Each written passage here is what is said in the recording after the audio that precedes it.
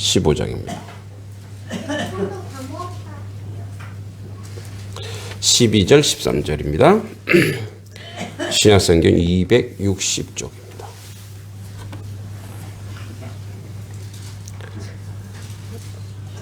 로마서 15장 12절 13절 같이 한번 읽어보겠습니다. 12절부터 또 이사야가 이르되 이새의 뿌리 곧 열방을 다스리기 위하여 일어나시는 이가 있으리니 열방이 그에게 소망을 두리라 하였느니라.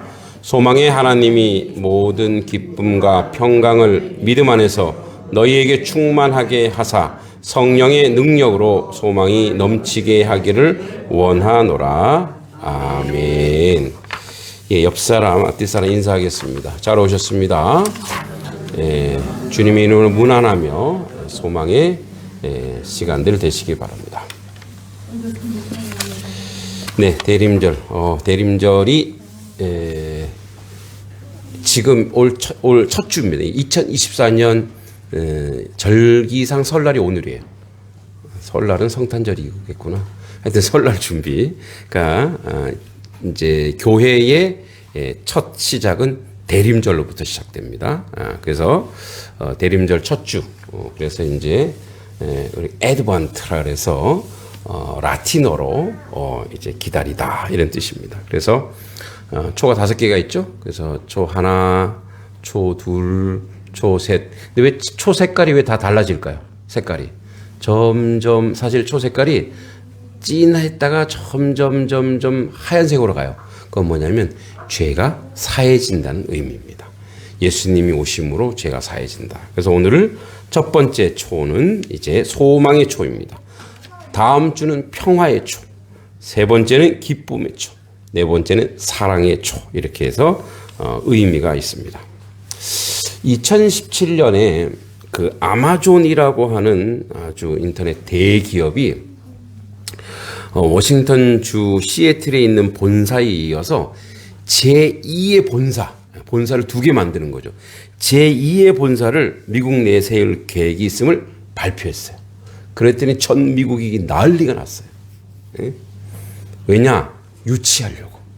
제발, 그래서 미국의 100개의 도시들이 자신들 도시에서 세금도 깎아주고, 그리고 최대한 배려도 해줄 테니까 와라.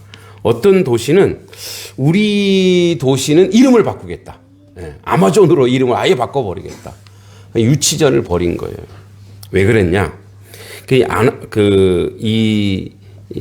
어떤 곳은 이제 6m 이상의 선인장도 보내주면서 제발 우리 이곳에 우리 도시에 이 아마존이 들어왔으면 좋겠다. 예를 들어서 양평에 그럴 리는 없겠지만 삼성이 들어온다.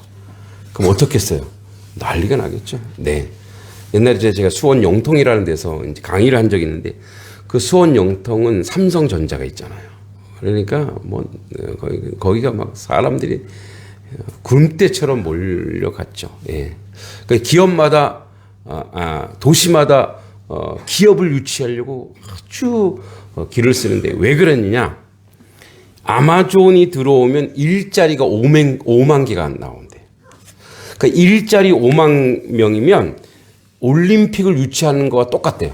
그 정도의 이익을 본다고 하는 거죠. 그러니까 난리가 난 거예요. 근데 그래서 그들에게 세상 사람들에게 먹고 사는 게 뭐냐? 소망이죠, 소망. 또는 뭐예요? 더 잘 먹고 잘 사는 게 희망인 거예요. 그런데 오늘 주님이 우리에게 로마서의 말씀은 이사야를 통해서 열방의 12절 볼게요. 이사야가 이르되 이새의 뿌리 곧 열방을 다스리기 위하여 일어나시는 이가 있으니 열방을 온 세계예요. 온 인류의 소망이 누구다? 그가 예수 그리스도라고 얘기합니다. 그러니까 이제 우리가 생각하는 소망과 전혀 다르죠. 예수님이 일자리를 창출해 주는 건 아니잖아요. 예수님이 물론 뭐 기적과 이적을 가끔가다 행했지만 그렇다고 지속 지속적으로 먹을 것을 공급하시는 분도 아니에요. 그런데 왜 오늘 성경은 예수께서 인류의 소망이라고 얘기하는가? 그게 너무 이제 추상적이고 너무 이념적이고 너무 이렇게 우리 어려운 말로 형이상학적인 이론으로. 자, 예수님을 잘 믿었기 때문에 부추 농사가 잘 됩니까, 안 집사님? 그럴 수도 있겠죠.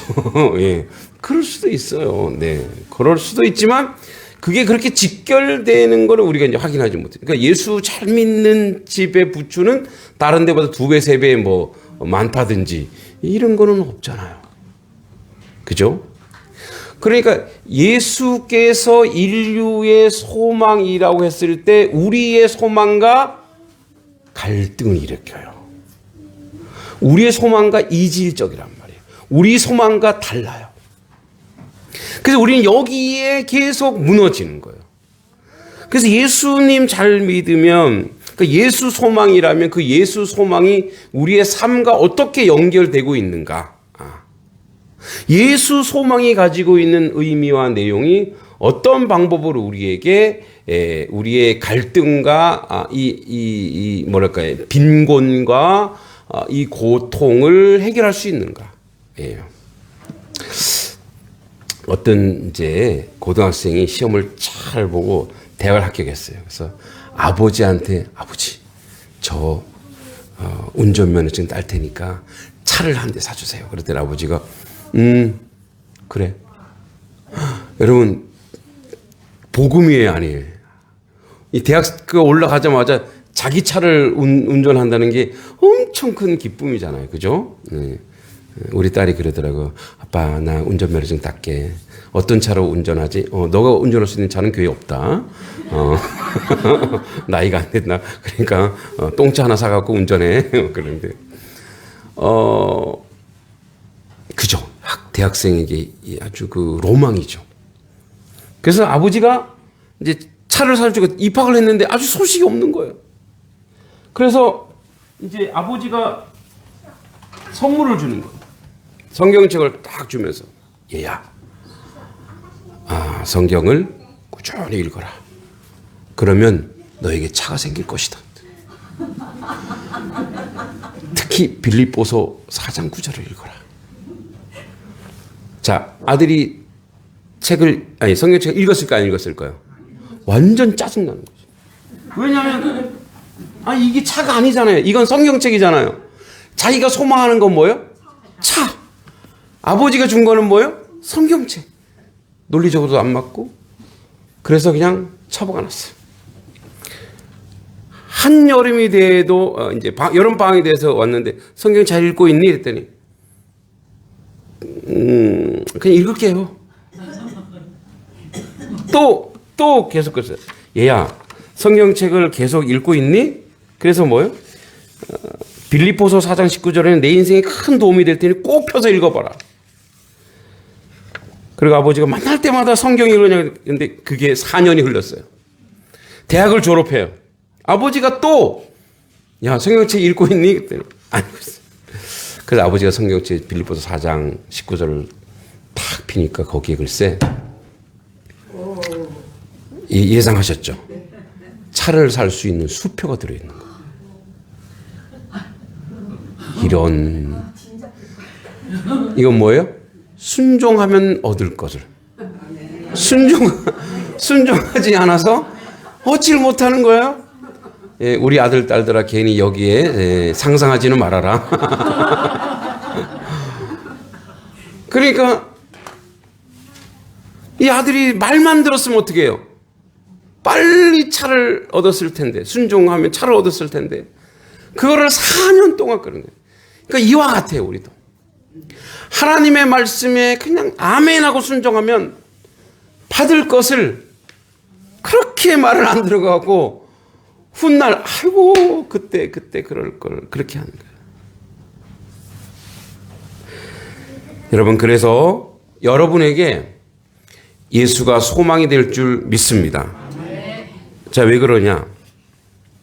여러분, 이스라엘이 간절히 소망한 게 있어요. 예수님이 오실 즈음 이스라엘은 곤고한 계절이었어요.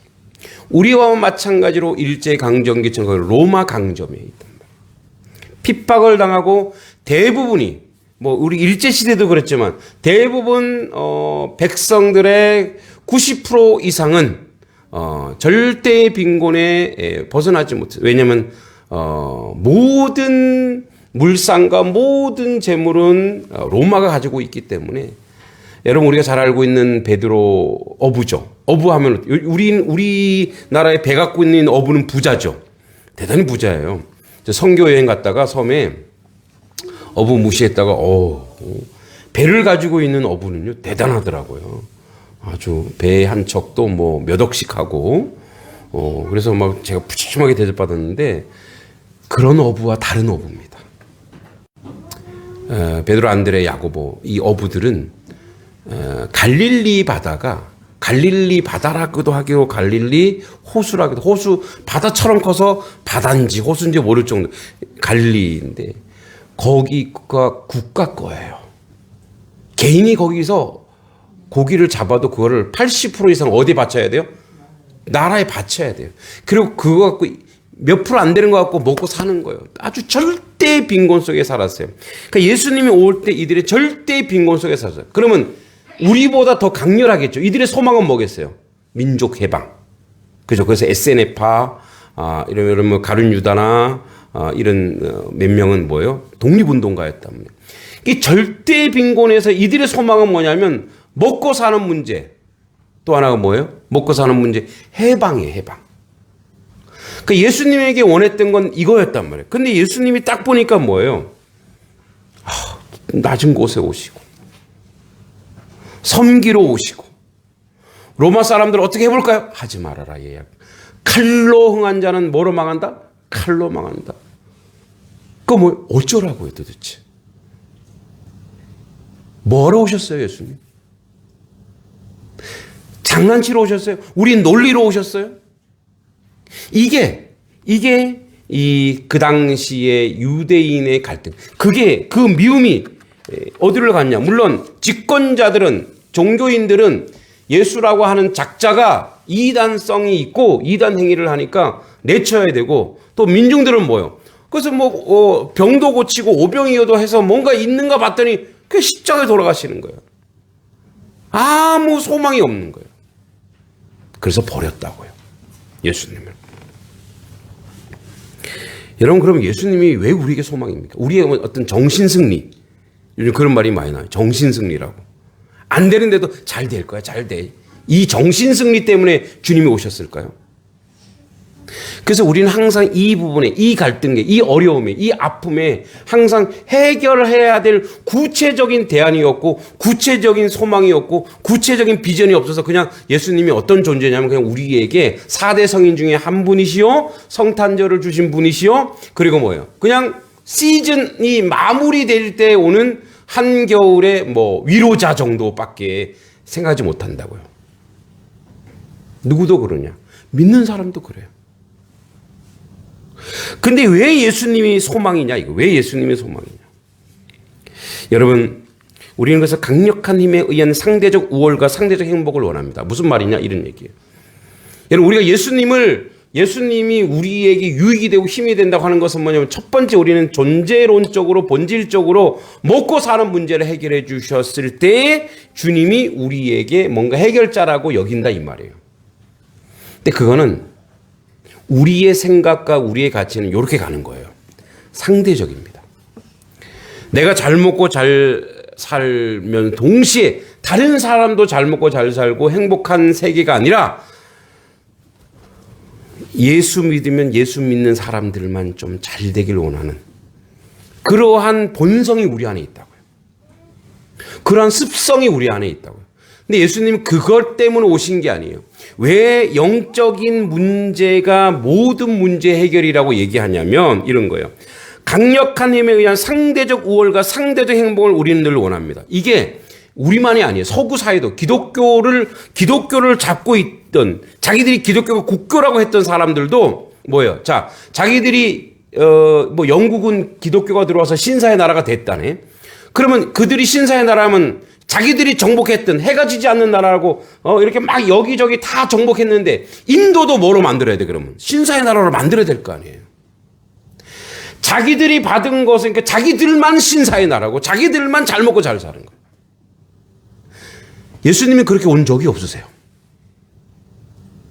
그러니까 우리 어떤 착각을 하고 있냐면 서구 기독교인들, 막 유대인들만 실패한 게 아니에요.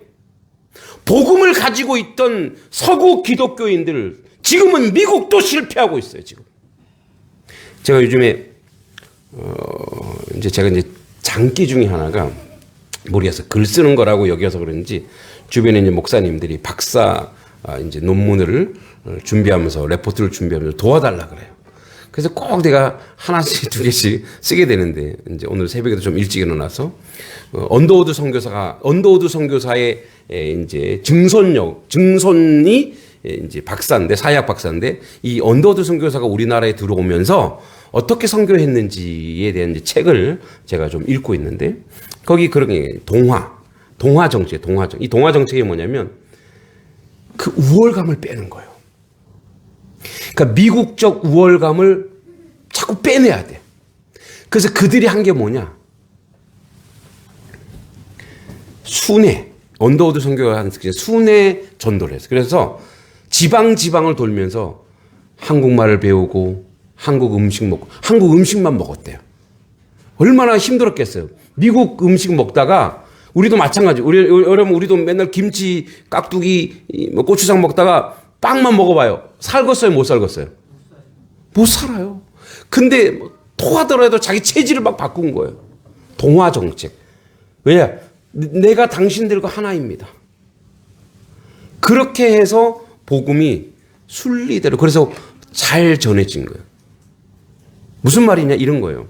여러분 복음이 우리한테 와서 우리만 특별한 존재가 아니고 우리를 통하여 열방에 우리를 통하여 즉 유대인을 통하여 열방이 그렇게 살도록 유럽과 미국과 이 나라들을 통해서 많은 나라가 그 복음을 받아들이고 그렇게 복되게 살도록 여러분 그 대표적인 예가 어디에 나오냐 해답은 뭐냐면 영적 능력인데 그러니까 강력한 힘이 상대적 우리만 잘 먹고 잘 사는 세계가 아니라 하나님 나라는 모두가 함께 평화와 공의와 잘 먹고 행복한 것이 하나님의 나라 이유로 복음의 본질인 줄 믿습니다. 그러니까 이 해답은 그래서 어디에 있느냐? 물량에 있지 않고 그 물질을 사용할 수 있는 정신과 가치에 있다 이거예요. 자, 해답은 영적 능력인데 영적 충만이 모든 것을 물질적으로 복되게 한다라고 하는 거예요. 이게 무슨 말이냐? 소유가 아니라 존재적 위치에서 나눔인데 여러분 그래서 성령 충만한 사람들이 물질을 어떻게 사용했냐가 나오는 거예요. 그러니까 물질을 다스리는 거죠. 우리가 가장 갈급해하는 뭐예요? 물질, 돈 이거를 어떻게 다스리느냐에 따라서 그 세계가 바뀌어요. 그런 역사가 있었죠. 바로 사도행전 2장에 사도 초대교회 사람들이 유무상통하더라. 유무상통. 그래서 그들이 성령 충만하니까 여러분 초대교회에 사실은 재벌 정도는 아니지만 거부들이 다 예수를 믿게 돼요. 많은 사람들. 왜? 그래서 확장이 돼요. 왜 그러냐면 예배 드릴 장소를 찾는데 굴에서도 카타콤에서도 예배 드렸지만 근데 이제 그거는 한 초대교회 말고 한 2, 3명 지나서 네로가 막 핍박하니까 카타콤 무덤 안에서 예배 드렸지만 그 전에는 초대교회 때는 우리가 잘 아는 루디아도 그렇고 이런 사람들이 자주장사로 돈 많은 사람들이에요. 근데 이 사람들 집 어떤 집이냐면 여러분 이제 마가의 다락방 마가면 요한도 부자였죠. 그래서 다락방이 우리 같은 다락이 아니에요. 2층 복층 그 저택의 복층이에요. 복층. 그러니까 2층이 이만한 거예요. 그러니까 거기 100명이 모이는 거예요. 이런 사람들이 예수님을 영접했어요. 왜 영접했을까요? 그 귀족들 중에 여자의 힘이 세기도 했거든요. 여자들이 존중받는 거예요. 말씀 안에 뭐예요? 여자가 존중받기 시작하는 거예요. 그리고 뭐예요? 그들이 서로 그 귀족들 안에 그들 안에 그 대저택에 그 당시 노예 제도가 있으니까 노예가 있었을까 없었을까요? 노예가 있었죠. 그러니까 노예들이 인격적으로 대접받는 거예요. 그 노예들이 어떻게 해요? 기독교인들이 있는 그곳에 자기들이 사람 대접받는 거예요. 형제 자매라고 하니까. 그러니까 뭐가 없어진 거예요? 차별이 없어진 거예요.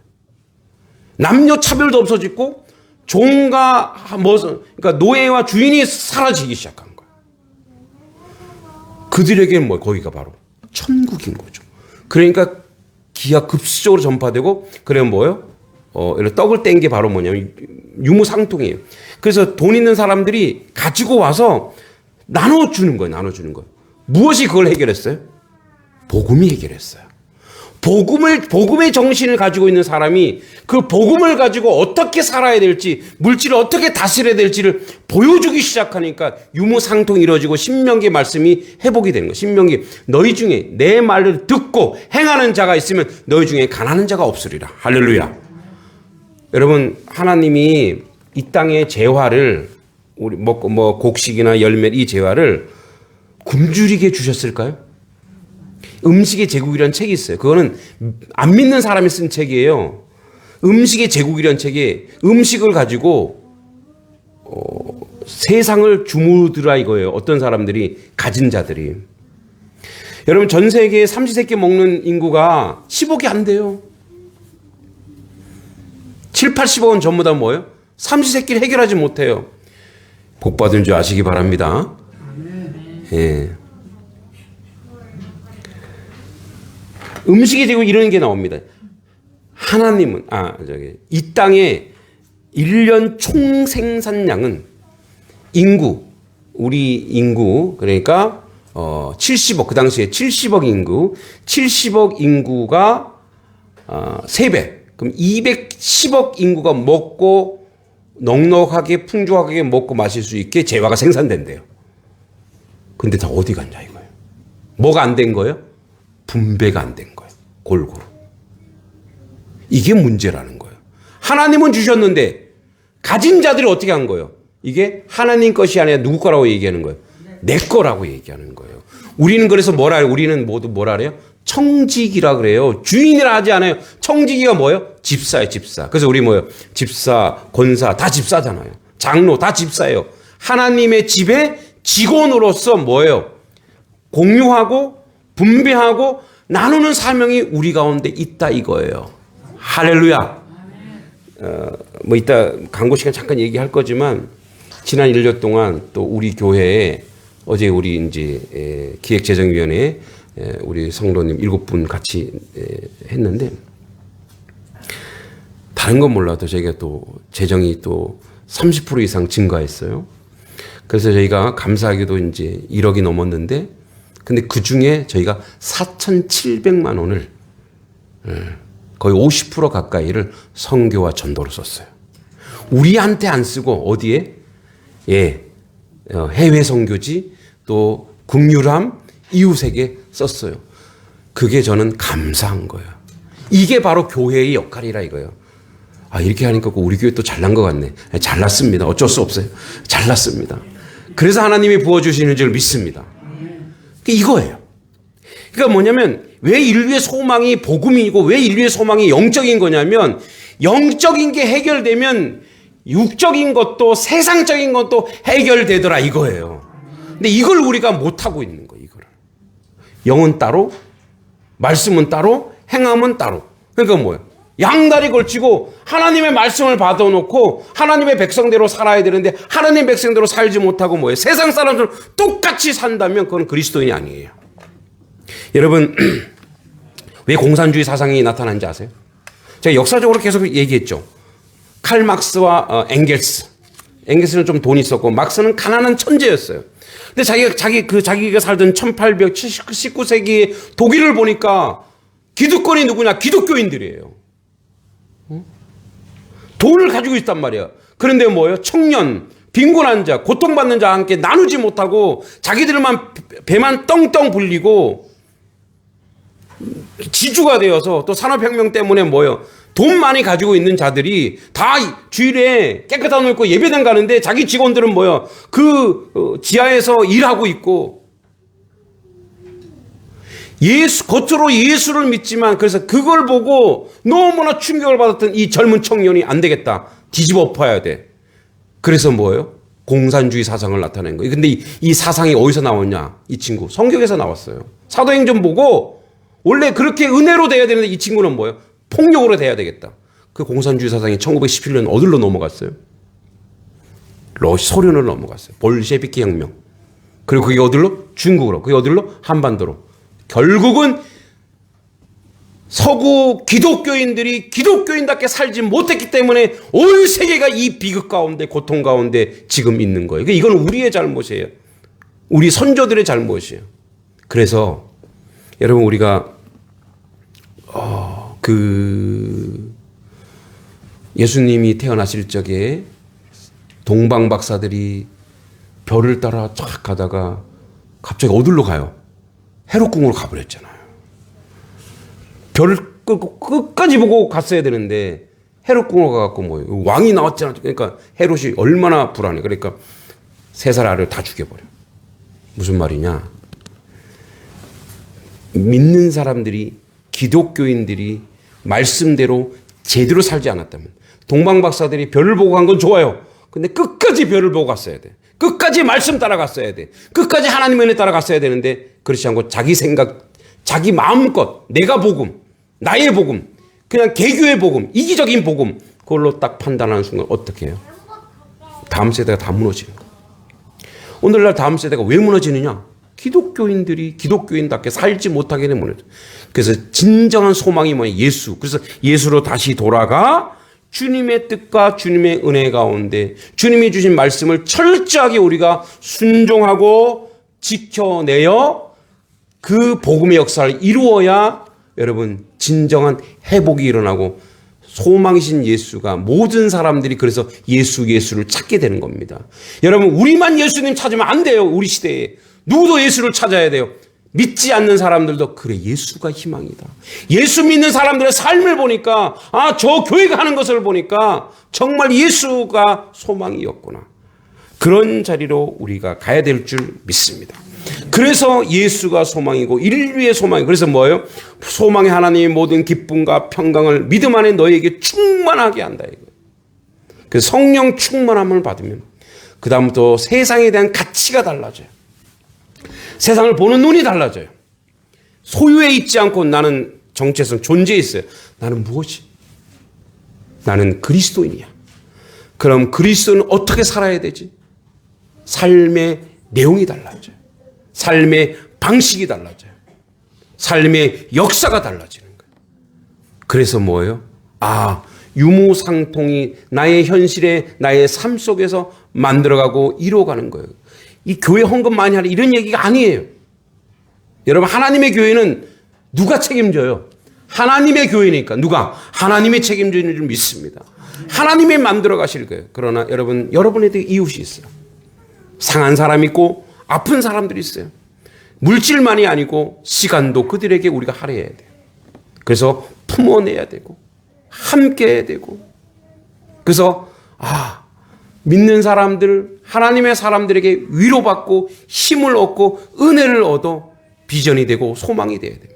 감사한 것은 우리가 교육 선교를 많이 하면서 여기 다음 세대의 우리 학부모님들이 이제 지난 주중에 이제 우리 학부모 인문학 교실 끝나고 시간이 좀 남는다고 차를 마시는데 이러는 거예요. 이제 앞으로 이 양동직에서 하나님이래 목사님 어떻게 이 교육을 시켜야 될지 답답하지만 저희는 목사님 잡겠습니다. 그래도 네, 제가 능력이 없지만 여러분들에게 힘이 된다면 제가 열심히 하겠습니다.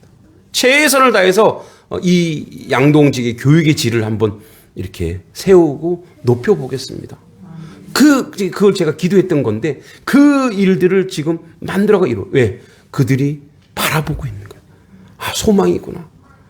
예. 그러니까 그들이 목사인 저에게 제가 가지고 있는 작은 달란트가 있지만 그들과 나누었더니 그들에게 뭐예요? 그들이 그것을 바라보고 있잖아요. 그러면 부모님도 살아나고 우리의 다음 세대도 살아나고 온전히 회복되는 줄 믿습니다. 그래서 뭐예요?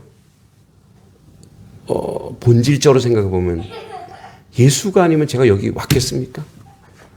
예수가 아니면 여러분들이 지금 이 자리에 있겠습니까? 그래서 예수 안에 모여있기 때문에 예수가 비전을 주시고 주님이 소망을 주시고 주님이 회복과 살아남의 역사를 우리 가운데 이 황폐한 곳에 세우시고 만들어 가실 줄 믿습니다. 촛불 하나가 켜졌습니다. 그 하나가 2개 되고 3개 되고 10개, 100개가 되어서 온 세상을 밝힐 겁니다. 그렇게 주님, 여러분 마지막으로 촛불은 어때요? 초가 점점점 자기를 녹여버립니다. 녹여서 세상을 밝힙니다. 마찬가지. 우리 또한 이 대림절을 맞아 주님의 오심을 기억하며 주님을 소망하며 우리를 점차적으로 녹여가는 거예요. 그럼 우리가 없어지느냐? 아니요. 그때 진정한 부활이 일어나는 거예요. 단석교회가 양동 지역에 섬기는 교회로 사람들도 섬기고 교회들도 섬겨서 그래서 우리가 점점 녹아져갈 때 온 이 빛이 일어나고 복됨이 일어나고 하나님의 은혜와 은총이 나타나는 줄 믿습니다.